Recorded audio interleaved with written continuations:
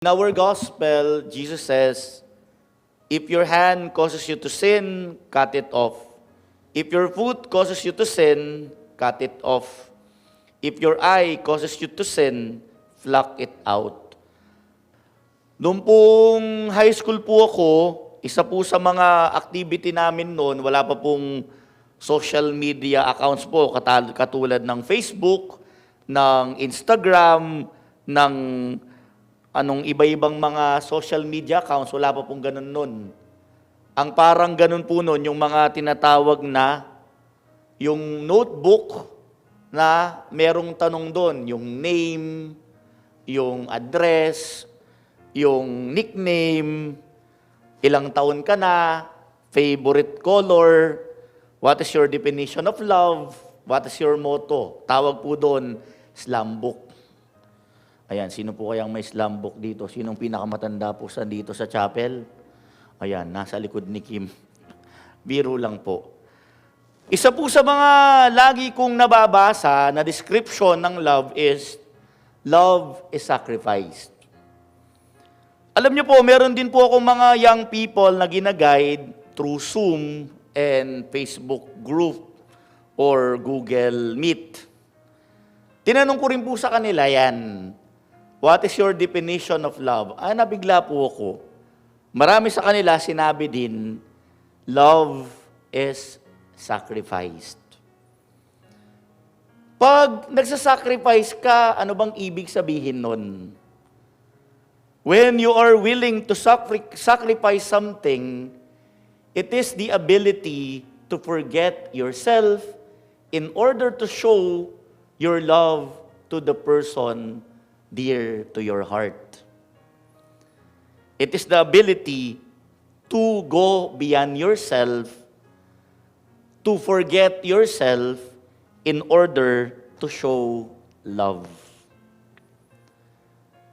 Tayo pong mga tao, lalong-lalo na ngayong pandemic, gusto natin, dahil idle mind, idle body, gusto natin mag-gain ng mga bagay-bagay. Nauso po yung mga plantitos-plantitas, nagkukolek ng mga iba't ibang uring halaman. Yung iba po, katulad ko, nagkukolek ng mga santo, religious statues, images. Yung iba, sapatos. Wala pong problema dyan. Pero kung sobrang dami na, hindi mo na nagagamit yung iba, excessive na, parang hindi na nagiging mabuti. Hindi na nagiging tama. Pag tayo'y malungkot, pag tayo walang ginagawa, we want more. We want to gain more. But our gospel is teaching us today to cut it off, to pluck it out. Ibig sabihin, mabuhay kung ano ang kailangan. That we learn to sacrifice the things that we possessed in order to help others. Alam niyo po, last week po, before my 5th ordination anniversary, naglinis po ako ng kwarto. Ang dami ko pong nakitang gamit doon na di ko na ginagamit, yung mga libro, yung mga damit. Kaya ginawa ko po, yung iba, i-donate po sa seminaryo, yung mga libro. Yung iba po, pinamigay sa mga kakilala, yung mga damit na hindi ko man nabuksan, na hindi ko man naisuot. Ang katotohanan po, pinamigay ko po yung ibang damit ko, kidding aside, dahil tumaba po ako, hindi nakasya sa akin. Kidding aside. Pero madami ng gamit.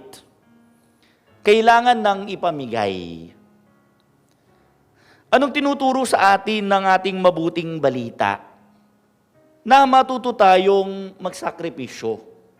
Matuto tayong magbigay. Matuto tayong magbigay ng panahon. Matuto tayong kung ano ang kailangan lang ang nasa atin upang magkaroon tayo ng kontento at payapang buhay. Ito pong misang ito, isang tawag din natin ay holy sacrifice of the Mass. Each time we celebrate the Mass, the sacrifice of Jesus on the cross is made present in the present situation.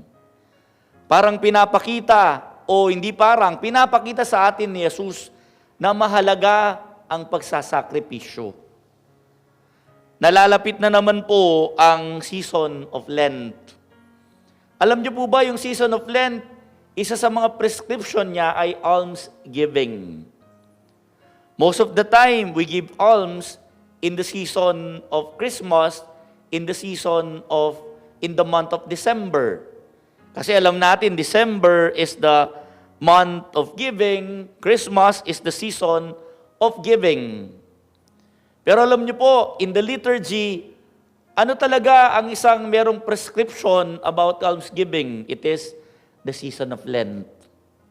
Kaya makikita natin, in the opening liturgy of the season of Lent, sa Ash Wednesday, makikita natin yung threefold teaching of the season of Lent. Ano yun? Prayer, fasting, almsgiving. Itong tatlong ito, tinuturo sa atin the value of sacrifice.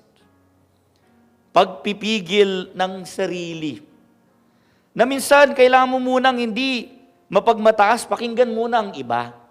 Baka naman dahil masyado ka nang nakasentro sa kataniluhan mo, sa kapangyarihan mo, sa posisyon mo, hindi mo na nakikita ang pangangailangan ng iba dahil ayaw mo nang magsakripisyo, na i-sustain muna ang alam mo at makinig ka muna sa iba. Baka naman mas may matutunan ka pa. Baka naman mas may magawa ka pa. Baka naman makita mo ang kanilang sitwasyon, kung saan sila nanggagaling, kung ano ang kanilang konteksto sa buhay.